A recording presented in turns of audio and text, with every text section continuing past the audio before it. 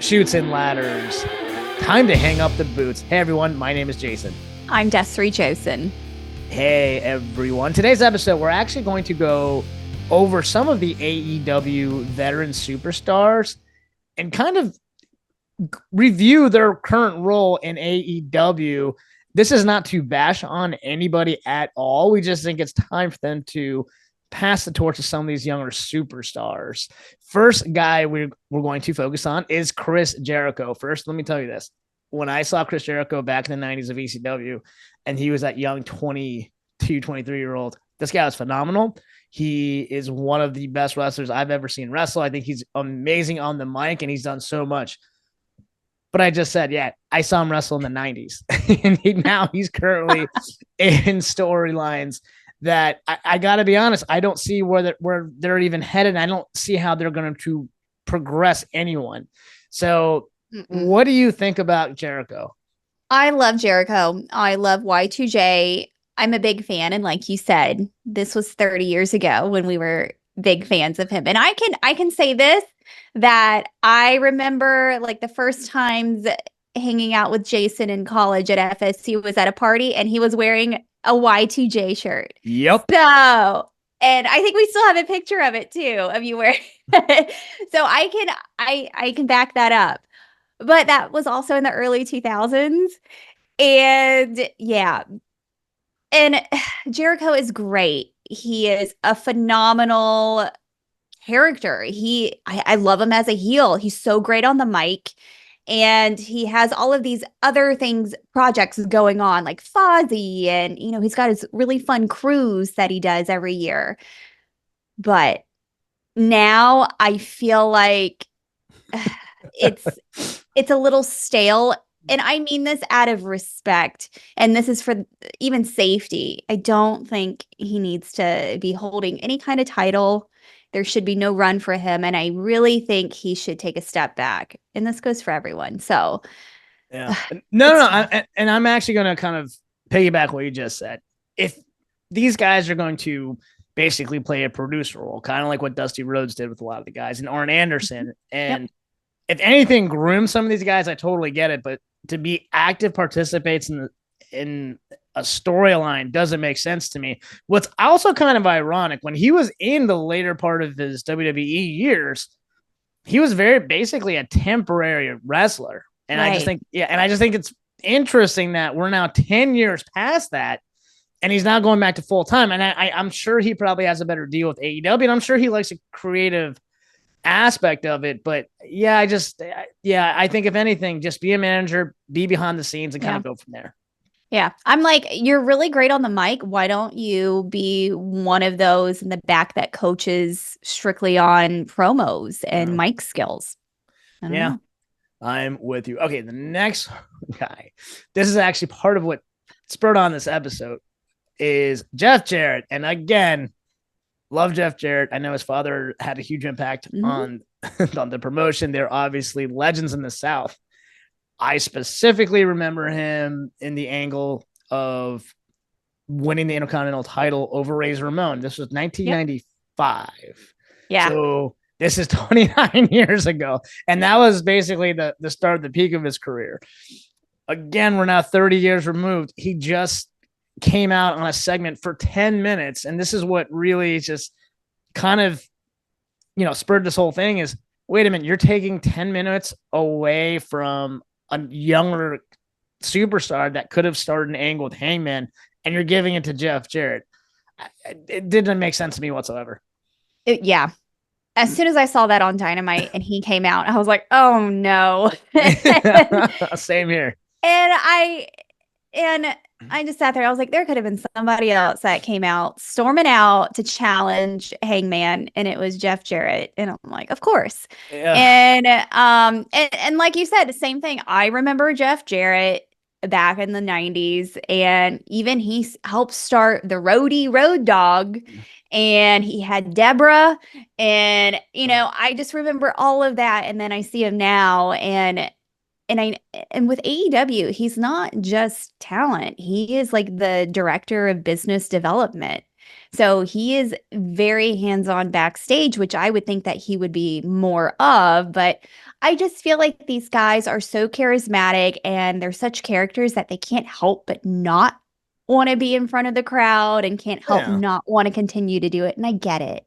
Yeah. But I feel like these storylines are very stale. Yeah, I'm with you. And again, my biggest thing is you took time away from someone else.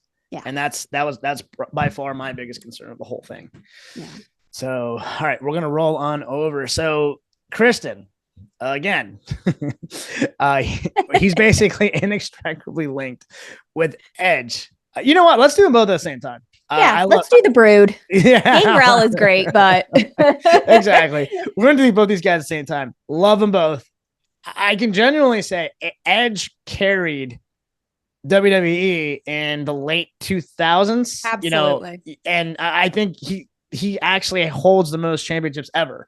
Christian's amazing. They both held the world title at some point. Christian obviously got screwed over with the length of his run, but that's another story for another day. But they kept giving it back to Edge, and that's a clear sign that he was the guy. Mm-hmm.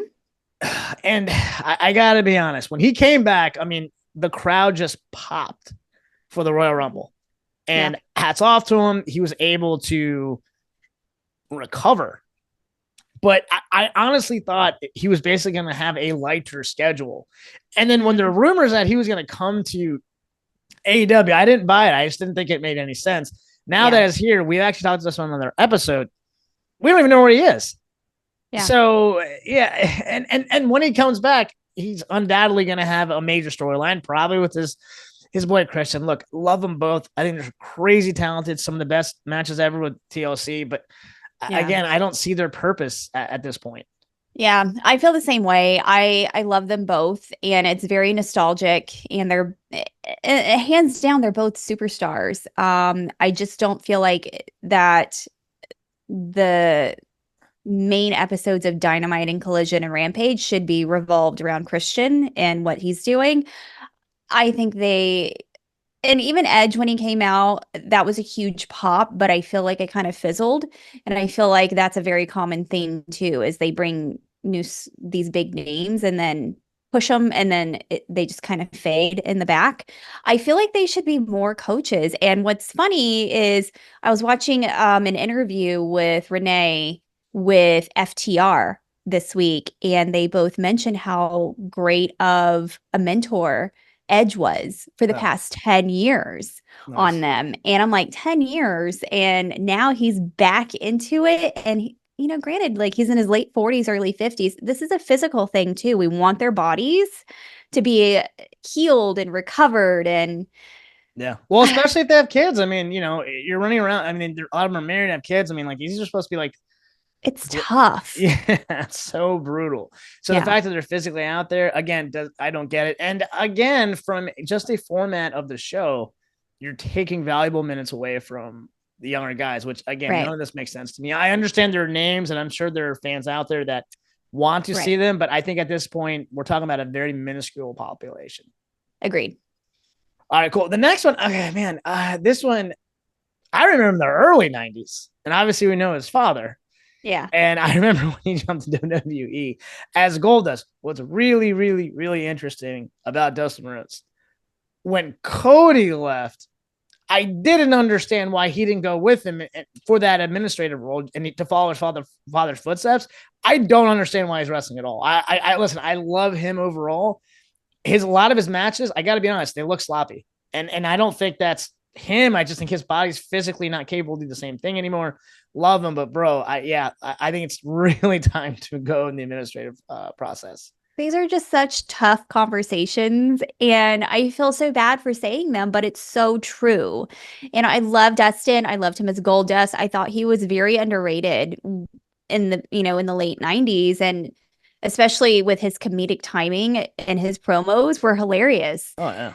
But right now, I luckily got to see him in January for a Dynamite, and like, his thing is like the last run, and I'm like, you're not kidding. It is, and I appreciate it, and I love it, and I love what he's doing with the Von Erichs, and he's the Ring of Honor tag title holder with Sammy, and I'm just like, that doesn't. To me, I'm like, what is that? And I just feel like it's all over the place. And I know he's hands-on with the Nightmare Factory and a lot of behind the scenes work still, but ah, it's just tough seeing them in the ring. It's exciting and I love it, but I'm like, you gotta stop at some point. Yeah, and what's interesting too is I still don't get this. If his brother is on top of the world of WWE, why wouldn't he just want to go with him? And like he could have had a spot at WrestleMania. That's what I was honestly hoping for. And yeah, just that broke my heart that didn't happen. I know he was in the crowd, which is cool, but he could have had a spot. And like it just that didn't make sense to me either. And yeah, at this point, I think if anything, what he really should do is be in the be in the corner of Cody, and I think everyone would be happy. These are tough. I know, so tough. Okay, the next one we're gonna roll to now, and I know he's kind of an administrative role. I remember you actually kind of told me this off camera, but Paul White, Big Show, again, early '90s, he beat Ric Flair for the title. Was the NWO, then came to WWE and had his run, won many championships. But he's now on the board of Ring of Honor, correct? Yeah, he was just announced as a member of the board of directors for Ring of Honor because I know he had some handling with AEW. He did a couple of spots, a while ago, and then it was just really, it wasn't working. So I think he could have, I think he had the self-awareness to take a step back. I saw him with an interview with Mike O'Hearn and Billy Gunn about a year ago, and they were talking about what they are as more coaches now, which I love. So, and what's good is Paul White, he'll make an appearance. He'll do a quick, maybe minute or two promo, show face, and that's it. And I feel like at this point, this is what we need from them. 100%. And this is now basically the happy part of the show for the next couple guys we're going to talk about. So yeah, Paul White, hats off for him for acknowledging that. And again, save your body, play some golf, but like, as far as this is a little much. Now you mentioned Billy Gunn. That's the next guy we're going to roll into. And I know you love him and I know he's 60 and wow, he looks phenomenal. And he's actually doing what we're saying. He's taking the back seat. He's helping some of the other guys. He's in the ring, but he's not featured. So everything he's doing is what, in our humble opinions, is how it should be. I love this man. I will tell y'all over and over, I find him very underrated. And he is fully aware of his age and what he can and cannot do, but he also is aware that he's already put in 30 plus years in the ring and doesn't have to prove anything to anybody and is in the background to have fun and a good time. He knows he's great TV with the Acclaimed and is always a pop when he comes out. I love it. I appreciate it. And he's just having so much fun at this point and and he's a great coach. And I know he's very hands-on with them backstage. I love it. Yeah. Keep it up. Amen. Speaking of amen, and speaking of the last guy that we're actually going to feature, Steve Borden, aka Sting. Listen, I know he had his retirement match. I mean, talk about a legend upon legend upon legend. This guy's been wrestling since the 80s. That's crazy to think about. All the different decades that he's actually been in professional wrestling. I think he went out on top. I think he did everything the right way. Even when he was wrestling, I think his actual number one priority was to get some of the younger guys over. Yep. So yeah, like we're both going to glow about him. So you glow first. I love him. I love Sting. I still to this day have a big crush on Surfer Sting. Anytime I see a picture, I'm like, oh, he's so cute. But yeah, he just knows his cues. Like even when he was very active in AEW, he was with Darby and was in the background and let Darby take the lead and put him over a lot. And Sting put over a lot of people and then the newer guys for AEW. So it wasn't that he had to be the star of the match. Yeah. He already knew where he was.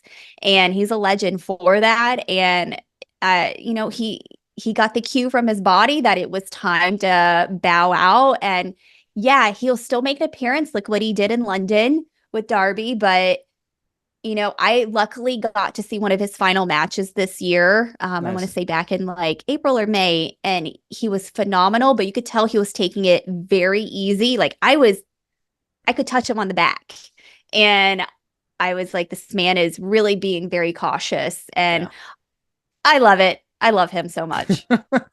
Absolutely. And I just to kind of further on what you just said, you're talking about a guy that was the original NWA, then WCW, then WWE, then TNA, and now AEW.